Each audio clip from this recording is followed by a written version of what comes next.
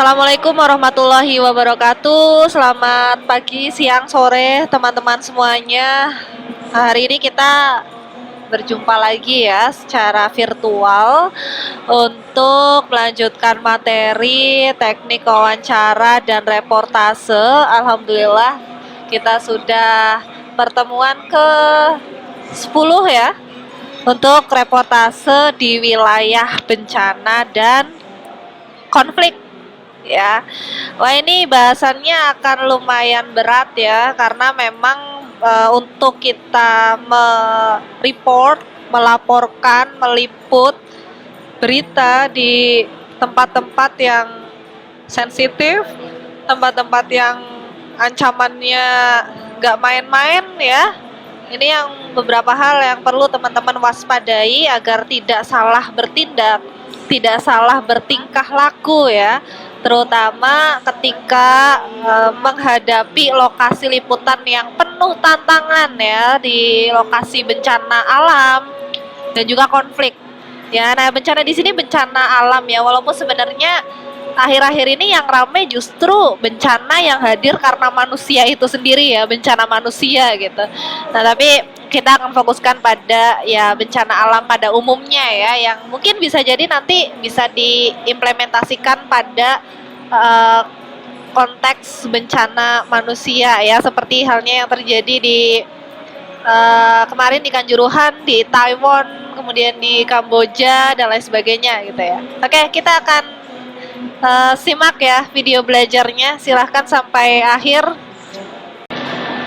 Nah, komunikasi bencana. Jadi pada dasarnya pada suatu situasi ya, ketika bencana, krisis, konflik, tindakan komunikasi itu bisa diamati bukan hanya pada saat suatu krisis itu terjadi atau bahkan pada saat bencana itu terjadi gitu, tapi kemudian perlu diamati pada 3 kondisi di sini, yaitu prabencana, saat bencana, dan pasca bencana.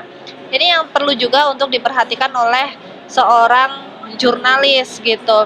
Tidak yang kemudian bertindak secara terlambat gitu ya, harus nunggu dulu gitu kondisi bencana itu terjadi, tapi juga harus bisa melihat prediksi gitu ya.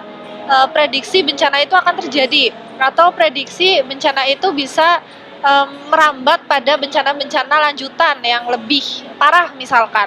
Dengan cara apa? Yaitu dengan mencermati bagaimana perkembangan kondisi bencana melalui lembaga-lembaga resmi gitu ya, misalkan melalui BMKG atau melalui lembaga-lembaga yang menaungi kebencanaan ya di suatu daerah atau di suatu negara tertentu. Ini yang kemudian perlu untuk diamati betul gitu ya. Jadi yang kemudian teman-teman perlu analisis yaitu pertama adalah pada saat prabencana. Jurnalis yang terjun ke lokasi bencana bertanggung jawab untuk memberikan informasi terkini kepada masyarakat di sekitar lokasi bencana yang memiliki potensi terdampak. Yang namanya potensi itu kan suatu hal yang diprediksikan gitu ya, akan juga terdampak atau akan juga memiliki potensi ya, atau kemungkinan untuk bencana lanjutan gitu. Misalkan banjir atau mungkin tanah longsor, gempa bumi, itu kan prediksinya itu bisa kita ketahui ya, bagaimana kemudian informasi yang disampaikan oleh BMKG gitu ya, dan informasi-informasi tentang prediksi kebencanaan dari situs-situs resmi tertentu ya, atau kita melakukan observasi dan juga verifikasi langsung kepada Badan Pusat Badan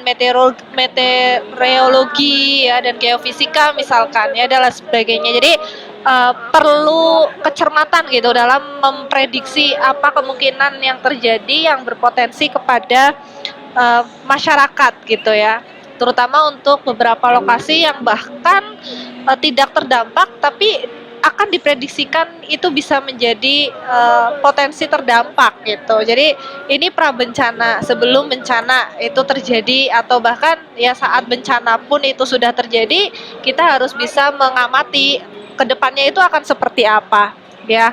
Nah, kemudian adalah saat bencana. Saat bencana ini adalah jurnalis mampu memberikan informasi valid mengenai lokasi, jumlah korban, potensi bencana susulan, area evakuasi ya. Jadi dapat menjadi acuan bagi masyarakat yang terdampak langsung maupun tidak. Nah, saat bencana jurnalis ini harus mau nggak mau ya tidak serta-merta memperhatikan dari berita lain, tidak serta-merta hanya memperhatikan dari perkembangan yang ada di media sosial, tapi turun langsung gitu ya, untuk melihat, untuk mengobservasi, untuk melakukan pengamatan dan untuk mendapatkan validitas gitu atas jumlah korban dan juga kondisi real time yang ada di sana gitu, sehingga media yang kita kontribusikan gitu ya melalui upaya kita sebagai seorang jurnalis itu menjadi acuan gitu bagi masyarakat gitu yang ada di sekitar situ atau bahkan masyarakat luas gitu ya di suatu negara yang terdampak suatu bencana tertentu.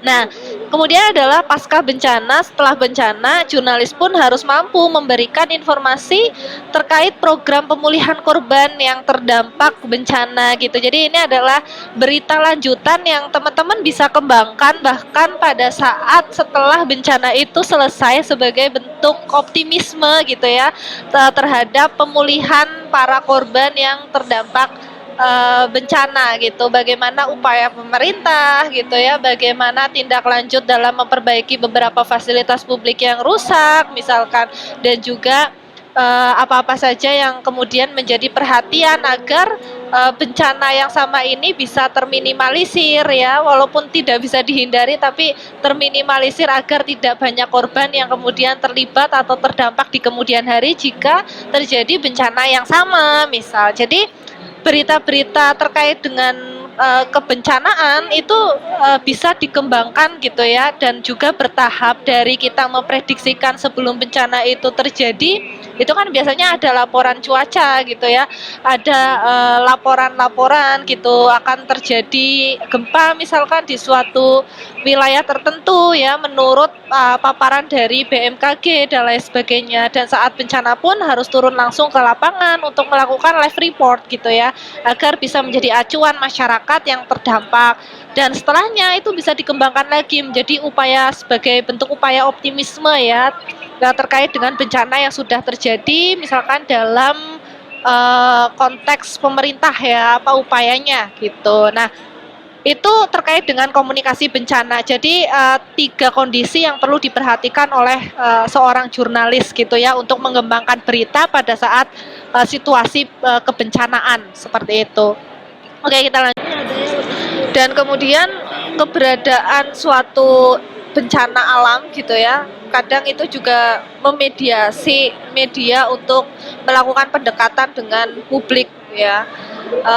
Nah, ini adalah peranan penting media dalam informasi bencana, walaupun ya bencana alam adalah suatu hal yang apa ya, yang menyedihkan gitu ya, tapi ketika ada bencana alam itu adalah kesempatan besar bagi media untuk menampilkan eksistensinya dalam hal kontribusi sosial kepada publik. Nah, beberapa peranan penting di sini adalah misalkan media itu melalui informasi kebencanaan ya, dia juga bisa memberikan situasi apa yang sedang terjadi dan sekaligus juga memberikan bantuan gitu. Nah, biasanya media ini kan sangat kompleks ya dengan segala unsur yang terlibat di dalamnya, termasuk juga kalau media-media yang sudah established atau media yang sudah mapan itu kan pasti ada CSR gitu, ada communication relationnya gitu ya, ada semacam corporate social responsibility-nya. Nah, itu biasanya yang melakukan kegiatan kontribusi sosial, misalkan memberikan bantuan, menggalang donasi yang kemudian itu disalurkan kepada para korban terdampak gitu ya, dan sekaligus juga untuk memediasi dalam hal melaporkan dan juga menggali informasi situasi yang sedang terjadi saat itu di lapangan, sehingga melalui kontribusi sosial yang dilakukan oleh media itu juga tentu akan membantu gitu ya pendekatan para jurnalis untuk bisa menggali situasi pada saat itu. Nah, kemudian yang kedua adalah memberikan edukasi khususnya dalam aspek mitigasi. Nah, ini kembali lagi gitu ya, peran media tentu dalam beberapa fungsinya adalah fungsi informasi, fungsi edukasi, fungsi hiburan, dan fungsi edukasi inilah yang juga diterapkan pada media sebagai peranannya untuk memberikan ya edukasi yang baik bagaimana cara untuk mengantisipasi pada saat dan juga setelah dan termasuk sebelum ya, atau istilahnya ya mitigasi bencana gitu. Yang tadi ada 3 hal ya, 3 kondisi. Ada sebelum, pra, ada saat, dan ada sesudah. Nah, itu edukasi itu juga menjadi satu fungsi yang sebetulnya perlu untuk dilakukan oleh media gitu ya, untuk menjadi kewaspadaan para halayaknya, terutama halayak yang terdampak menjadi korban suatu bencana alam misalkan.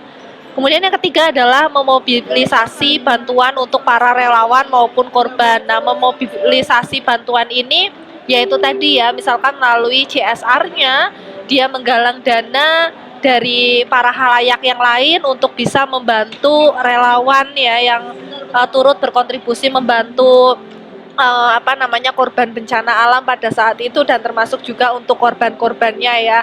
Misalkan dari penggalangan dana itu media yang mewadahi untuk menyiapkan beberapa sarana yang atau prasarana atau fasilitas yang dibutuhkan, misalkan perahu atau mungkin sembako ya, atau masker dan lain sebagainya gitu ya, melalui CSR-nya gitu. Ini juga menjadi peranan penting yang media perlu lakukan gitu ya dalam memediasi para jurnalisnya gitu untuk mendapatkan informasi bencana gitu. Makanya media-media yang established yang sudah mapan biasanya pasti akan tergerak gitu ya untuk melakukan kontribusi sosial terhadap korban bencana alam yang terdampak seperti itu. Nah kemudian peliputan bencana alam ya, peliputan di wilayah yang terdampak bencana alam ini juga sudah diatur pedomannya pada etika peliputan ya, pasal 34 pedoman perilaku, dan juga standar program siaran SPS tahun 2009 gitu yang dikeluarkan oleh KPI, Komisi Penyiaran Indonesia, yang mengatur tentang peliputan bencana alam gitu. Jadi untuk lebih lengkapnya ya teman-teman bisa pelajari dari sana gitu ya, dari pedoman perilaku dan juga standar program siaran. Nah, ini saya sampaikan beberapa hal yang penting terkait dengan etika peliputan yang teman-teman bisa baca dari sana lebih lengkapnya ya. Pertama, peliputan subjek yang tertimpa musibah harus memperhatikan proses pemulihan korban dan juga keluarganya. Nah, ini yang kadang teman-teman perlu perhatikan ya, yang namanya memaksa itu adalah suatu hal yang tentu tidak baik. Kalau misalkan sebagai wartawan memang kita dituntut untuk bagaimana bisa mengejar narasumber utama atau istilahnya A1. Kalau di sini adalah bencana alam ya, yang melibatkan korban, biasanya A1-nya ya adalah korban yang terdampak langsung, yang tertimpa suatu bencana itu disebut dengan narasumber utama gitu. Tapi tentu untuk mengejar narasumber utama itu kadang sulit dan juga menjadi sasaran banyak sekali wartawan, sasaran berbagai jurnalis dan media gitu, sehingga tidak mudah untuk kita bisa menyasar narasumber utama.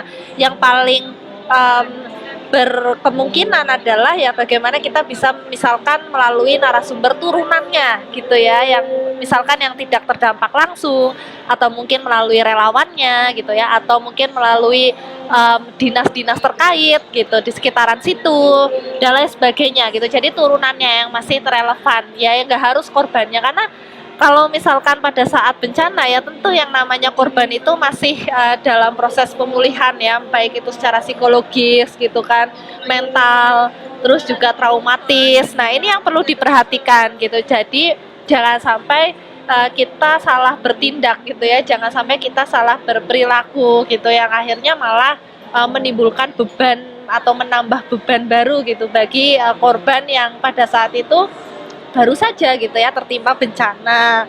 Kemudian, nah ini ya, tidak menambah penderitaan atau trauma orang atau keluarga yang berada pada kondisi gawat darurat, korban kecelakaan, korban kejahatan, orang yang sedang berduka ya dengan cara memaksa, menekan, mengintimidasi korban atau keluarga untuk diwawancarai atau diambil gambarnya dan menyiarkan gambar korban atau orang yang sedang dalam kondisi menderita hanya dalam konteks yang dapat mendukung tayangan. Nah, ini yang juga perlu diperhatikan ya, terutama untuk teman-teman yang mengambil gambar atau footage ya dari media sosial, dari aktivitas jurnalisme warga.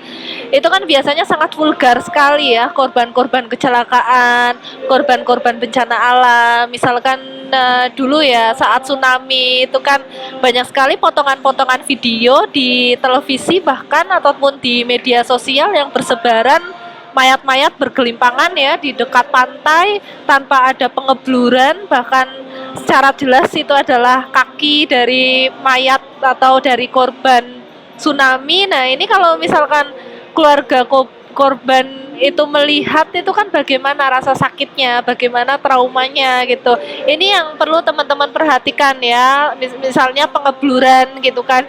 Jangan sampai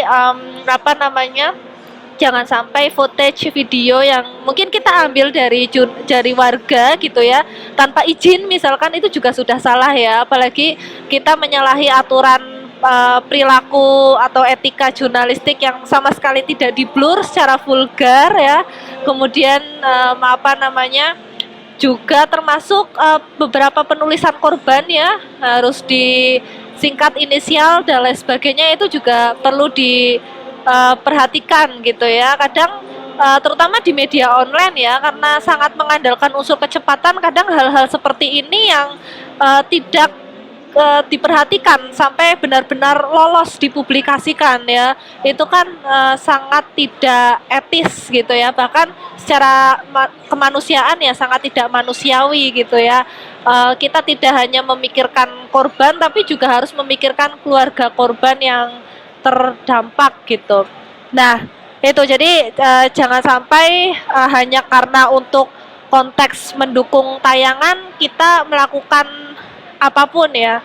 Karena sebenarnya sesuatu hal yang dilakukan dengan cara yang tidak benar, dilakukan dengan cara yang salah ya, tetap saja ya tujuan itu ya tidak akan berkah. Nah, itu yang harus diperhatikan oleh teman-teman ya sebagai calon jurnalis gitu ya. Tetap kalian itu punya kontrol ya sebenarnya terhadap konten yang akan diberitakan, terutama dari kalian sebagai seorang jurnalis ya. Terlepas sebenarnya apa yang kalian tulis ini nanti akan masuk ke redaksi, nanti akan diolah lagi sedemikian rupa sesuai dengan arah konstruksi media, tapi tetap ya kalian harus menjaga marwah jurnalistik sesuai dengan kode etik, standar kode etik yang ada di negara kita gitu. Oke, lanjut. Kemudian komodifikasi bencana. Nah, apa itu komodifikasi ya? Apa itu komodifikasi bencana? Jadi, informasi yang tadinya bermanfaat ya bagi penyebaran komunikasi bencana berubah dengan menjadikan bencana sebagai komoditas yang dijual kepada publik ya dan pemasang iklan. Ya, jadi proses gambar visual di layar kaca ya seringkali menampilkan penderitaan korban secara eksplosif ya, korban luka, mayat bergelimpangan, tangisan ya yang ditampilkan misalkan dengan sudut pandang pengambilan gambar, angle, medium close up, bahkan big close up, belum lagi juga visual secara suara, audio ya, audio yang benar-benar secara suara ditambahkan sehingga lebih dramatis. Nah, hal ini yang seringkali menimbulkan teror ya, membuat dampak negatif secara psikis bagi yang menonton. Nah, ini yang perlu diperhatikan juga ya. Memang media itu tidak terlepas dari komodifikasi, tidak terlepas dari konstruksi hegemoni, tidak terlepas juga dari konstruksi media massa ya. Tapi kalian sebagai jurnalis juga secara em, pemahaman gitu tentang semiotika visual ya, tentang bagaimana pemaknaan objek, kalian mengambil objek, kalian menambahkan unsur suara, itu juga harus diperhatikan gitu. Contohnya misalkan ya, bisa jadi kondisi di lapangan itu tidak sedramatis dengan apa yang ditampilkan di televisi gitu. Bisa saja dari cara angle-nya, dari cara pengambilan gambar ya, dari atas, dari samping, dari kanan kiri, itu kan biasanya memiliki makna ya, memiliki makna terhadap perspektif atau cara pandang halayaknya gitu. Misalkan ya, di kita itu memang sangat komodifikasinya itu sangat menjual dramatisasi gitu. Jadi segala sesuatunya itu dibuat drama gitu ya, dibuat berlebihan gitu. Misalkan dengan efek suara, dengan tambahan-tambahan suara atau lagu-lagu misalkan yang menyedihkan gitu. Ini kan yang sebenarnya kalau misalkan eh, dilihat ya sekaligus didengar oleh halayak, oleh keluarga korban atau bahkan orang yang tidak memiliki keterlibatan langsung dengan suatu kondisi atau kecelakaan atau musibah itu, dia ikut turut merasakan gitu sedihnya seperti apa. Contohnya sekarang kan di media sosial ya, bagaimana bencana alam ditambah lagu-lagu yang sedih gitu ya, lagunya siapa misalkan ya, lagunya Tiara Andini gitu ya misal, dan lain sebagainya, itu kan menambah dramatisasi dari visual yang ditampilkan. Nah itu komodifikasi bencana ya, jadi akhirnya banyak viewer gitu kan, banyak yang melihat karena yang diperhatikan ya tren dari background musiknya gitu ya, akhirnya banyak yang melihat karena FYP di TikTok misalkan. Nah itu yang saat ini disalahgunakan gitu ya, sehingga menjadi istilahnya komodifikasi bencana. Harusnya itu bisa bermanfaat kan, karena memberikan informasi gitu. Dari misalkan ya kemarin ya kasus Kanjuruhan gitu kan, harusnya bisa visualisasi itu kan memberikan informasi, tapi karena dikomodifikasikan ya akhirnya menjadi sesuatu hal yang sifatnya sifatnya itu istilahnya ya komersial gitu ya, ibaratnya di dikomodifikasi gitu ya si kejadian atau peristiwa tersebut gitu.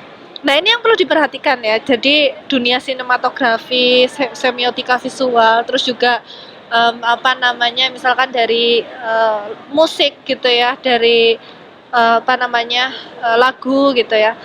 Jadi setiap angle itu punya makna ya yang berbeda dan dapat memberikan penekanan gitu secara berlebihan gitu atas realitas yang ditangkap di kamera ya, dan disajikan kepada penonton. Jadi perlu juga dipahami gitu bahwa realitas yang disajikan oleh media itu nggak bisa serta-merta dipahami sebagai realitas yang terjadi di di lapangan gitu. Ya itu terkait dengan komodifikasi bencana gitu ya. Kadang media itu mengkonstruksi sesuatu hal itu secara berlebihan gitu, tapi tetap ya kalian sebagai jurnalis itu ya punya kontrol ya atas hasil liputan kalian gitu. Jangan sampai kalian terlalu mendramatisasi sesuatu sehingga apa yang ditangkap halayak itu berlebihan, bahkan melebihi dari kondisi realitas yang ada di di lapangan ya. Ya kalau misalkan masyarakat itu biasa saja, oke lah. Tapi kalau misalkan ternyata masyarakat itu terbawa trauma gitu ya, kan kita tidak bisa mengontrol ya heterogenitas dari masyarakat yang ada di media massa, apalagi di media sosial gitu ya. Bisa jadi ada unsur trauma yang mereka lihat dari visual yang kita tampilkan gitu. Contohnya juga misalkan penggunaan bahasa itu juga harus diperhatikan juga gitu ya. Ada istilahnya jurnalisme antar budaya. Misalkan masyarakat kita ini kan punya traumatis ya terhadap terhadap penjajahan gitu. Unsur traumatis terhadap bagaimana dulu ditindas gitu ya oleh negara lain gitu, menggunakan istilah bentrok ya, menggunakan istilah kerusuhan ya, itu kan menjadi bahasa-bahasa yang mengandung traumatis ya, terutama pada kelompok masyarakat tertentu yang dulu sempat merasakan penjajahan gitu. Nah, ini perlu untuk diperhatikan penggunaan bahasa juga gitu.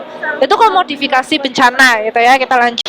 Nah, kemudian dua hal ini yang perlu diperhatikan ya, karena ya kita berbicara bencana alam itu kan sangat berpengaruh dengan kemaslahatan banyak orang ya. Jangan sampai informasi yang kita berikan ini salah gitu.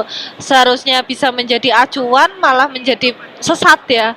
Misalkan pertama adalah akurasi ya. Prinsip akurasi ini harus dijaga berbanding lurus dengan aktualitas yang diperlukan gitu oleh para korban bencana. Jangan sampai menyebarkan informasi yang salah gitu sehingga menyesatkan. Contohnya kayak ya sekarang karena ini ya pengaruh media online yang syarat akan kecepatan sehingga pembahasan ya, pemaknaan terhadap suatu bahasa yang digunakan itu menjadi salah kaprah gitu. Contoh yang sudah terjadi ya terkait dengan pemberitaan bencana Gunung Merapi gitu. Itu harusnya erupsi ya, harusnya itu akan meluncur 5 kilometer. Tapi ditulis oleh media pada saat itu akan meluncur pada kilometer kelima. Nah, ini kan maknanya sudah salah gitu ya. Biasa kalau misalkan di Jogja itu syarat akan suatu jalan ya, panjang lokasi jalan itu syarat akan kilometer keberapa gitu. Nah, ini sangat berbeda makna ketika penyebutannya adalah misalkan sejauh 5 kilometer dengan kilometer 5 gitu. Nah, sehingga ini menjadi kesalahan ya. Orang-orang harusnya yang pada di sejauh 5 kilometer ini harusnya bisa menyelamatkan diri lebih cepat, tapi karena kesalahan informasi yang di tengarai erupsi itu hanya akan sebatas pada kilometer 5 ya. Ya akhirnya kan akan terdampak juga gitu ya, semburan dari awan panas atau erupsi yang terjadi di Gunung Merapi pada saat itu. Nah, jadi jangan sampai keakurasian ini salah gitu ya, disalah artikan baik itu secara sengaja maupun tidak sengaja ya. Jadi penggunaan bahasa ya itu juga harus dipastikan betul gitu ya, jangan sampai malah menyesatkan masyarakat yang terdampak gitu ya. Harusnya terdampak gitu ya, tapi dinilai dari media aman gitu ya. Akhirnya wah panik gitu ya, itu menyesatkan. Oke, kemudian verifikasi. Nah, lagi-lagi ya, jika reporter mendapatkan informasi yang memiliki dampak besar kepada audiens, ini reporter harus menghubungi lembaga yang berwenang. Ya kalau misalkan bencana alam ya verifikasilah ke dinas-dinas terkait, BMKG-nya misalkan ya. Jangan bahkan sebatas melalui relawan ya. Relawan itu kan ya relawan ya, namanya juga relawan. Dia ya yang membantu mengakomodir para korban pada saat bencana alam gitu ya. Tapi kan dia tidak ada kewenangan untuk memastikan sesuatu hal yang dianggap penting gitu, dianggap vital ya. Jadi harus dipastikan kepada lembaga yang benar-benar terverified, yang tahu ya akan suatu informasi yang melibatkan keselamatan, kemaslahatan banyak masyarakat ya yang terdampak bencana alam gitu. Jadi harus langsung gitu ya, jangan melalui relawannya. Relawannya itu kan hanya memediasi ya, mengakomodir para korban gitu. Jadi harus benar-benar langsung ke lembaganya. Misalkan dapat informasi ini tadi ya erupsi itu akan terjadi sejauh 5 km gitu. Dapat info gitu ya kalian dari relawannya untuk menggunakan ini gitu kan. Menggunakan ini apakah sudah cukup? Nah, ini kan harus dipastikan kepada lembaga terkait, misalkan dinas kesehatan ya dan lain sebagainya, untuk bisa mengantisipasi agar kita bisa terminimalisir dari dampak erupsi tadi gitu ya dan lain sebagainya. Nah, itu harus melalui proses verifikasi ya, tabayun gitu ya, memastikan bahwa informasi yang kita dapat itu ya betul ya dan juga layak untuk menjadi acuan pada masyarakat gitu, jangan sampai menyesatkan ya. Ini adalah dua hal yang perlu kita perhatikan, akurasi dan juga verifikasi. Oke, kita lanjut. Oke, jika tadi kita sudah membahas bagaimana peliputan di wilayah bencana, ya bencana alam, sekarang kita akan beralih untuk membahas bagaimana kemudian reportase di daerah konflik. Ya, jadi konflik di sini bukan hanya sebatas kita berbicara konflik bilateral atau bahkan multilateral antar negara ya. Tapi konflik di sini bahkan di negara kita tidak usah jauh-jauh, beberapa kali negara kita ini dibersamai ya dengan konflik gitu ya, konflik dalam internal negara gitu. Misalkan ya kita terakhir ya dari reformasi dulu bagaimana kemudian para jurnalis ya termasuk media itu banyak dibredel, jurnalis banyak diculik ya karena memberitakan terkait dengan apa namanya penyelewengan ya pemerintah pada zaman itu. Kemudian juga konflik misalkan gerakan Aceh Merdeka ya di Nagro Aceh Darussalam, dan termasuk juga yang sedang hangat ya sekarang ini ya di Papua, organisasi Papua Merdeka atau OPM itu juga menjadi konflik berkelanjutan ya di Timika Papua, terutama yang beberapa kali menelan korban, bukan hanya korban dari militer ya, tapi juga termasuk jurnalis juga ya menjadi tawanan ya, disandra dan lain sebagainya. Nah, itu menjadi konkret ya, bukti konkret bahwa ternyata peliputan di daerah konflik itu tidak mudah ya, rumit gitu, dan perlu banyak sekali persiapan, perlu banyak sekali pertimbangan ya, kesiapan fisik, kesiapan mental, dan juga kesiapan secara kognisi atau pengetahuan tentang wilayah konflik tertentu yang akan menjadi lokasi peliputan bagi seorang jurnalis ya. Nah, di sini ada 3 hal yang kemudian menjadi reason ya, alasan kenapa reportase di daerah konflik itu rumit. Yang pertama adalah tentu teknologi. Nah, peralatan yang digunakan harus canggih tapi juga ringkas gitu, dan tentu saja ya kalau misalkan kita sudah membahas terkait dengan kerja tim reportase ya untuk berita-berita ringan ya, yang hard news yang tidak terlalu banyak tantangan, itu kan biasanya ya bisa dipersiapkan dengan bantuan tim ya, kameramen gitu kan, video jurnalis dan lain sebagainya. Tapi backpack jurnalis di sini sangat diperankan, terutama untuk para jurnalis yang bekerja di wilayah konflik ya.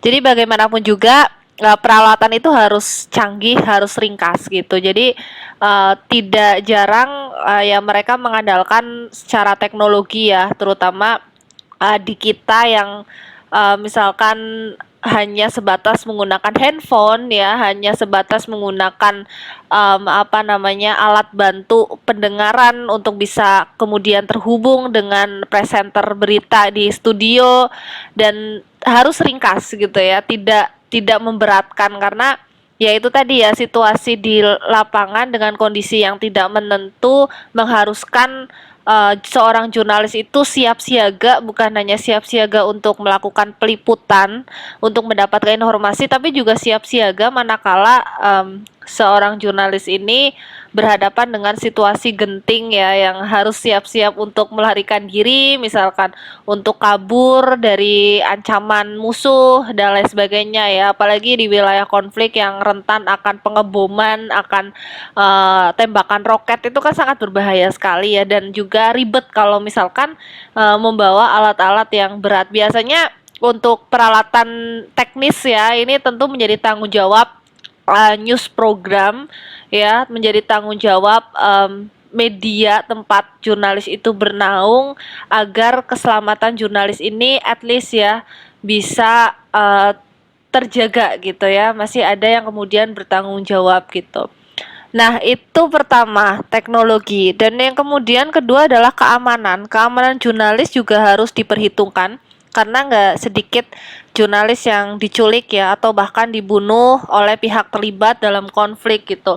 Walaupun sebenarnya jurnalis ini netral ya, tidak memihak salah satu pihak dari kedua negara atau mungkin kedua belah pihak yang sedang berseteru, tapi bisa jadi ada kesalahpahaman gitu ya. Kemudian jurnalis ini disandra atau bahkan sampai dibunuh gitu ya, baik itu sengaja maupun tidak sengaja.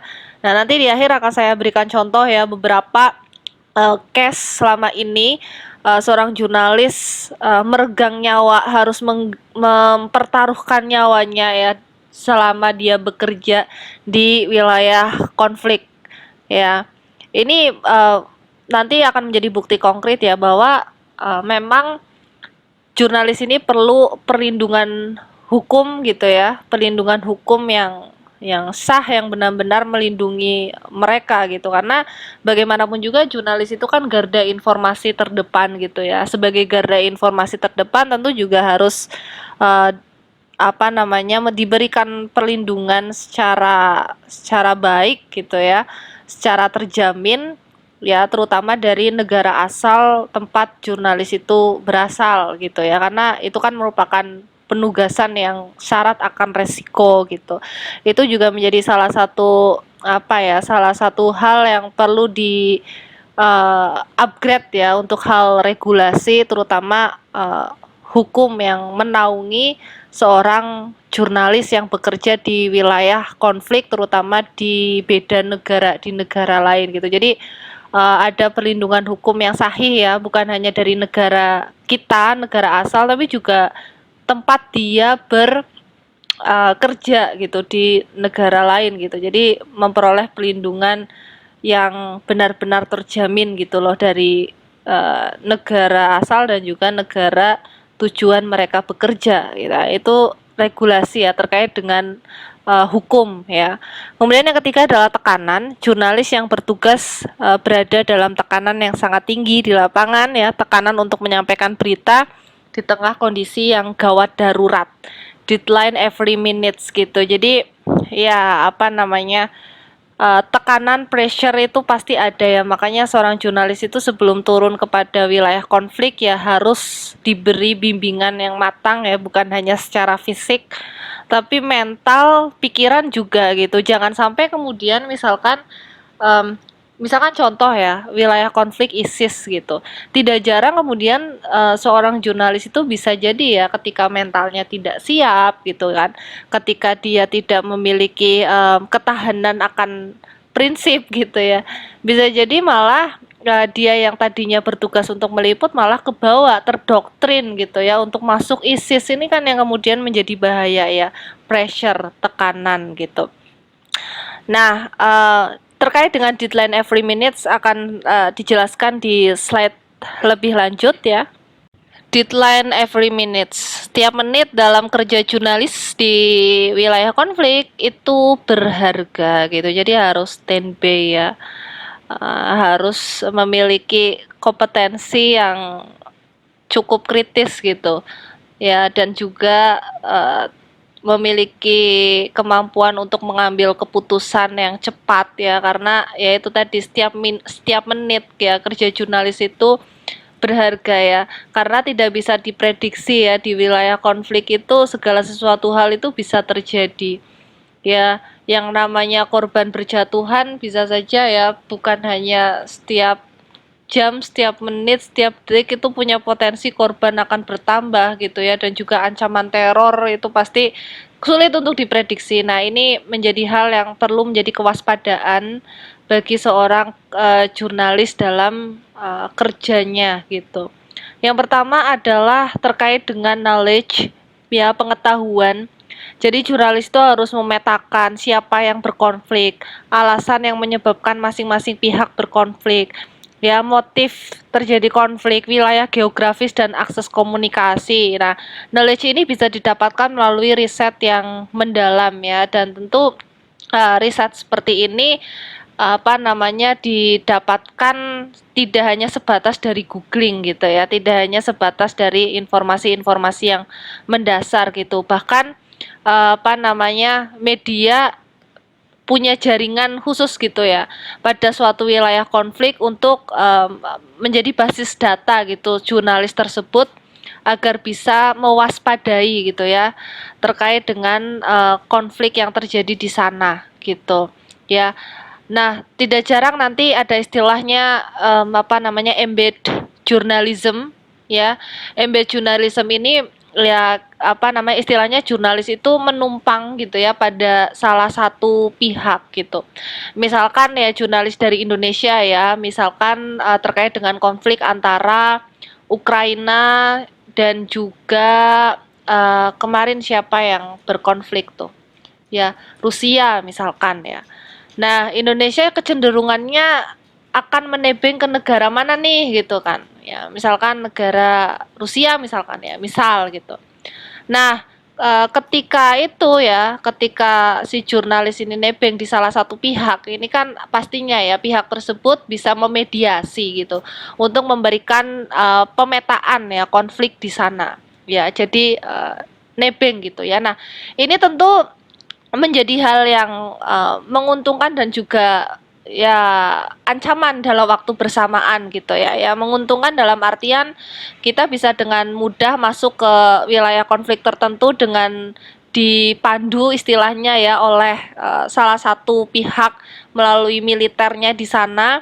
Kita diberitahu apa ancamannya, apa yang harus kita lakukan, kemudian apa yang harus kita liput, kehati-hatian dan kewaspadaan. Kita akan mendapat perlindungan secara militer karena kita benar-benar mengikuti nebeng gitu ya di salah satu pihak. Tapi ancaman yang lain adalah bisa saja kita menjadi sasaran gitu ya, sasaran oleh pihak lawan gitu. Jadi apa namanya reportase dari lokasi atau garis terdepan, tapi di sisi lain akan dapat membuat reporter dimusuhi pihak lawan gitu ya, karena akan dianggap kita ini adalah bagian dari pihak yang bersangkutan gitu misalkan. Nah, ini apa namanya hal-hal yang perlu menjadi kewaspadaan gitu ya terkait dengan embed journalism gitu. Nah, kapan embed jurnalis itu apa namanya bisa mempraktikkan ya embed journalism ini gitu ya. Ini kan tergantung dengan link gitu ya, tergantung dengan jaringan gitu. Ya, biasanya akan apa kemudian terfasilitasi gitu ya untuk bisa nebeng pada salah satu pihak tergantung medianya gitu ya. Biasanya kalau media-media yang memang sudah bertaraf internasional gitu ya, apa namanya seperti CNN, BBC gitu kan, dia punya jaringan yang kuat ya untuk bisa melakukan embed journalism ini ya. Nah, kemudian awareness ya, jurnalis dituntut ekstra waspada dan selalu berhati-hati. Jurnalis juga harus mengenal baik siapa saja orang yang berada di sekitarnya. Jadi harus aware gitu ya bahwa yang namanya wilayah konflik kadang tidak semua orang ya yang ada di situ bisa kita percaya gitu, dalam artian ya namanya wilayah konflik ketika berada di situasi yang benar-benar genting, kepepet dan nyawa menjadi taruhan, biasanya akan fokus pada dirinya sendiri gitu ya. Jadi ini yang perlu menjadi perhatian juga untuk para jurnalis bahwa ya nyawa mereka gitu ya, nyawa kita sebagai seorang jurnalis itu ya berada di pundak masing-masing gitu ya, apalagi di situasi yang genting gitu, yang kemudian yang namanya manusia ya kadang ya hal utama itu bagaimana agar bisa menyelamatkan diri sendiri. Nah, ini yang perlu ke apa perhatian ya, awareness gitu dan ekstra waspada dan berhati-hati untuk at least menjaga nyawa sendiri gitu ya sebelum kita mengandalkan orang lain untuk menjaga nyawa kita. Nah, ini adalah tiga hal yang perlu diperhatikan ya. Pertama adalah knowledge dengan riset yang mendalam ya, dengan kita terhubung dengan beberapa jaringan terkait dengan wilayah konflik, kita bisa memetakan, kemudian cover both side di sini ya, apa namanya walaupun kita ada istilah embed journalism tadi, kita bisa nebeng di salah satu pihak, tapi informasi yang nantinya kita keluarkan tentu harus tetap cover both side ya untuk mengurangi sentimen gitu ya dari pihak lawan, jadi harus tetap berimbang gitu. Kemudian adalah awareness ya tadi, ekstra kewaspadaan ya, karena nyawa kita taruhannya ketika dalam keadaan kepepet. Biasanya ya yang namanya manusia akan memikirkan diri sendiri ya, untuk menyelamatkan diri sendiri terlebih dahulu. Oke, ada yang lain terkait dengan deadline every minutes ini. Oke, kita next slide. Kemudian ada lagi beberapa ya yang perlu diperhatikan adalah no labeling atau sensitive words, apalagi untuk konflik-konflik yang ada di dalam negara kita sendiri ya. Contohnya kayak organisasi Papua Merdeka (OPM). Bagaimanapun juga Papua itu masih bagian dari Indonesia. Sangat tidak etis kemudian ketika kita melabeli bahwa Papua itu brutal ya karena telah membantai beberapa pekerja telekomunikasi yang terakhir ya di Pegunungan Timika kalau tidak salah ya. Nah, kemudian juga sangat tidak etis ketika kita menggunakan beberapa istilah seperti kerusuhan ya. Ya, karena itu akan membangkitkan traumatis dari beberapa masyarakat di Indonesia gitu terhadap pengalaman masa lalu yang pahit akibat dari penjajahan misalkan. Nah, ini yang perlu diperhatikan untuk menghindari kata-kata yang sensitif ya, dan juga kata-kata yang terkesan melabeli suatu daerah tertentu, bahkan ya yang sebenarnya nggak semua daerah orang-orangnya seperti itu, nggak kemudian semua orang yang ada di suatu daerah yang berkonflik itu memiliki pelabelan yang seperti itu gitu ya. Karena misalkan kayak organisasi Papua Merdeka itu kan hanya di beberapa wilayah Papua gitu ya, tapi tidak semua kemudian masyarakat Papua itu tergabung pada OPM. Nah, ini kan jangan sampai ya kita melabeli dengan adanya insiden kemarin, kita melabeli Papua ini brutal dan lain sebagainya. Justru pemerintah itu sangat sangat perhatian gitu ya untuk bagaimana agar yang disorot itu bukan hanya kekerasannya saja yang ada di Papua, karena banyak sekali hal-hal positif yang sebenarnya itu jauh dari tindakan-tindakan anarkis yang dilakukan oleh OPM. Yang ini kan terkait dengan agenda setting ya dari media yang selama ini kita lihat memang sangat kontras sekali gitu ya, memandang bahwa masyarakat Papua karena oknum dari OPM ini memberikan dampak yang buruk pada masyarakat Papua pada umumnya gitu. Nah, inilah peran media terutama melalui kalian sebagai jurnalis untuk berhati-hati ya. Ini kan konteksnya sebenarnya kalau teman-teman pelajari lebih lanjut itu adalah terkait dengan jurnalisme antar budaya gitu. Pemilihan bahasa ya, sensitivitas bahasa itu kalian harus punya sense gitu agar tidak melabeli suatu daerah konflik yang sebenarnya tidak semua masyarakat terlibat gitu loh dalam konflik tertentu gitu. Nah, ini contoh-contohnya ya, licik, brutal, bengis, ekstremis, teroris, pengkhianat ya, fundamentalis ya, dan lain sebagainya gitu. Jadi berusahalah gitu untuk menghindari kata-kata yang sensitif gitu atau berkonotasi negatif ya terhadap label-label suatu daerah tertentu yang sebenarnya daerah itu kan masih bagian dari Indonesia juga misalkan gitu. Nah, ya, kemudian yang kedua adalah common ground. Common ground di sini jurnalis harus memiliki perspektif, mencari kesamaan dari kedua belah pihak. Ya, biasanya kesalahan itu bisa muncul adalah karena penyederhanaan perspektif dan opini dari berbagai pihak yang terlibat dalam konflik gitu ya. Jadi harus common ground gitu ya, memilih perspektif ya, mencari kesamaan dari kedua belah pihak gitu ya. Jadi ini kaitannya dengan cover both side tadi gitu ya.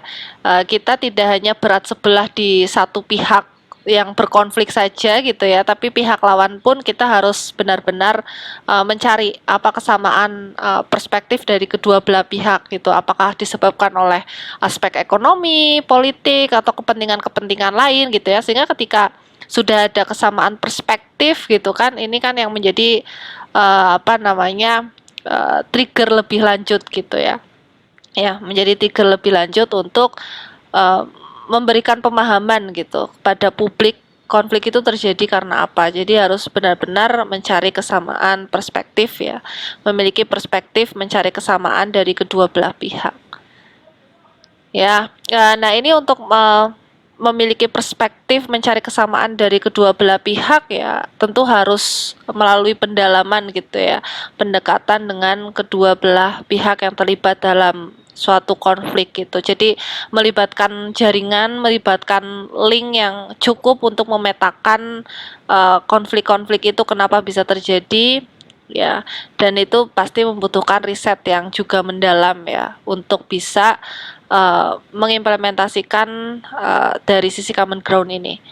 Nah, yang terakhir adalah tentu jelas calm and collected. Jurnalis dituntut untuk tenang, tidak emosional saat meliput, juga tidak diperbolehkan menyalahkan suatu pihak atas konflik yang terjadi. Ya, ini sama halnya sebenarnya dalam situasi apapun seorang jurnalis itu jangan terlalu emosional ya, apalagi kalau misalkan kalian ditugaskan di luar negeri gitu. Karena apa? Secara hierarkis ya, ketika kita ditugaskan di suatu negara secara hierarkis, kebijakan yang kita ikuti, peraturan-peraturan yang kita ikuti ya standar pada aturan-aturan yang ditetapkan pada negara tersebut gitu ya. Jadi tidak kemudian kita sangat idealis gitu ya dengan apa yang ada aturan yang di negara kita, loh di negara kita boleh kok gitu, masa di sini nggak boleh. Nah ini juga jangan sampai seperti itu. Kadang secara hierarkis ya, ketika kita meliput, ketika kita ngambil liputan dari negara lain itu kan ada penyesuaian budaya gitu, ada penyesuaian budaya dalam suatu kebijakan yang diterapkan di sana. Jadi harus mengikuti gitu ya, jangan terlalu emosional ya. Nah, misalkan ya kalau di Indonesia itu kan jurnalis yang mendramatisasi ya, misalkan nangis ketika meliput, kemudian juga misalkan ya cenderung meluapkan emosi ya, ketawa dan lain sebagainya, nangis ya terutama ya. Itu kan suatu hal yang ya masih dimaklumi gitu kalau di Indonesia. Tapi kalau misalkan di negara lain ya, ada negara lain yang sama sekali gitu ya nggak boleh emosional gitu, karena itu menandakan wah kita tidak netral gitu ya. Nah ini kan yang harus diperhatikan. Jadi harus tenang ya, tugasnya adalah meliput, tugasnya adalah memberikan informasi, tugasnya adalah memberikan fakta yang sebenar-benarnya apa yang terjadi di wilayah konflik tersebut ya, tanpa harus melibatkan emosional gitu, tanpa harus melibatkan emosi, tanpa harus melibatkan perasaan ya. Jadi harus bersikap profesional, calm and collected ya. Oke, itu beberapa deadline every minutes ya. Jadi setiap menit dalam kerja jurnalisme di wilayah konflik itu berharga. Maka untuk bisa menjaga kerja jurnalisme ya yang ada di wilayah konflik perlu diperhatikan ke-6 hal ini gitu ya teman-teman semuanya. Untuk selanjutnya kita lihat, ini adalah 2 potret ya dari jurnalis kita asal Indonesia yang bahkan sampai meregang nyawa dari tugasnya meliput di wilayah konflik gitu. Mendapat tugas untuk bisa meliput di wilayah konflik itu adalah suatu kehormatan yang luar biasa, karena nggak semua jurnalis punya kesempatan untuk bisa meliput di wilayah konflik yang syarat akan sensitivitas gitu ya antar kedua belah pihak yang berseteru, dan kita meliput ya, kita bergabung dengan salah satu pihak militer misalkan di sana gitu. Tapi dari kehormatan itu juga dipersamai dengan tantangan, dengan ancaman yang luar biasa ya, taruhannya itu hingga nyawa gitu. Contohnya di sini ada jurnalis ya, 2 jurnalis Metro TV tahun 2005 pada jam SBY pada saat itu, Mutia Hafid dan Budianto, yang disandra selama kurang lebih 150 jam ya. Berapa itu? Berarti 6 sampai 7 hari ya. Disandra mujahidin Irak ya saat liputan di sana. Gitu. Nah, pada saat itu menjadi perhatian dunia internasional, yang bahkan SBY memohon langsung untuk kedua jurnalis ini bebaskan gitu ya. Pada akhirnya dibebaskan ya setelah negosiasi yang cukup dramatis gitu ya. Karena ya disandranya itu benar-benar di luar gitu ya, di luar negeri yang melibatkan melibatkan hukum ya yang berbeda gitu. Nah, ini salah satu contohnya. Kemudian yang kedua itu adalah Ersa Siregar, ini disandra juga, sempat disandra, ditawan hingga akhirnya meregang nyawa karena ditembak, diterjang peluru di tahun 2003 saat beliau almarhum meliput di Nanggro Aceh Darussalam ya, pada gerakan Aceh Merdeka gitu.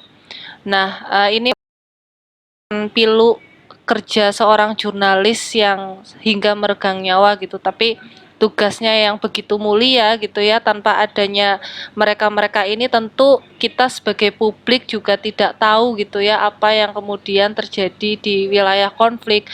Kemudian juga bagi pemerintah, dari hasil liputan jurnalis ini juga akan bisa menjadi pertimbangan untuk memperbaiki hukum dan kebijakan agar belajar dari konflik negara lain misalkan ya. Jadi hasil liputan yang didapat itu sangat mulia gitu ya, yang didapat dari seorang jurnalis atau peliput di wilayah konflik gitu, dengan segala tantangan dan juga taruhan nyawa yang sangat ancam gitu. Dan tentu banyak lagi ya, ini yang dirasakan ya, yang dialami oleh jurnalis kita asal Indonesia, bahkan yang meninggal ini diakibatkan konflik di negara sendiri gitu ya. Itu kan menjadi hal yang sangat miris, yang pilu gitu. Nah, tentu banyak lagi di luar negeri sana gitu ya, secara internasional jurnalis-jurnalis terkait dengan embed journalism tadi, yang dimana harus nebeng di salah satu pihak ya melalui militernya. Ini yang perlu mendapat perhatian khusus, terutama ya, ini kita berbicara soal hukum, bagaimana agar hukum ini membedakan gitu ya, untuk bisa melindungi wartawan embed journalism ya, lebih dari unilateral journalism misalkan gitu. Nah, itu konteksnya sudah landscape ke hukum gitu ya. Tapi bagaimanapun juga ini yang perlu harus menjadi kewaspadaan untuk seorang jurnalis secara teknis ya. Apa-apa saja yang harus diperhatikan, bukan hanya sekedar pengetahuan ya, tapi kewaspadaan fisik, mental, pikiran itu juga harus dijaga, karena ya itu tadi ya, every minute itu adalah deadline gitu ya, deadline every minutes gitu. Oke, saya rasa cukup ya. Oke, saya rasa itu yang bisa saya sampaikan untuk materi kita hari ini terkait dengan reportase di wilayah bencana dan konflik ya. Paling tidak teman-teman mengetahui realitas yang ada, yang harus teman-teman perhatikan ketika meliput di wilayah bencana dan konflik. Tapi bagaimanapun juga, kerja seorang jurnalis itu benar-benar harus cepat, tepat, akurat, dan terverifikasi. Jadi setiap detik kemungkinan itu akan berubah kondisi dan lain sebagainya, harus siap gitu ya. Apapun yang menarik perhatian harus segera, sebisa mungkin harus segera diliput agar tidak ketinggalan momen. Pada intinya seperti itu. Terima kasih semuanya sudah menyimak video belajar sampai akhir ya. Silakan kalian mengeksplorasi lagi agar memiliki kesadaran gitu ya, untuk bisa lebih menghargai kerja seorang jurnalis dan lebih bisa untuk ada kesadaran merawat marwah jurnalistik ya, agar kalian bisa menghasilkan berita dan informasi yang bermanfaat gitu pada masyarakat ya, pada pemerintah, dengan kebijakan-kebijakan yang bisa dipertimbangkan ya dari hasil liputan kalian gitu. Terima kasih. Wabillahi taufik wal hidayah. Wassalamualaikum warahmatullahi wabarakatuh.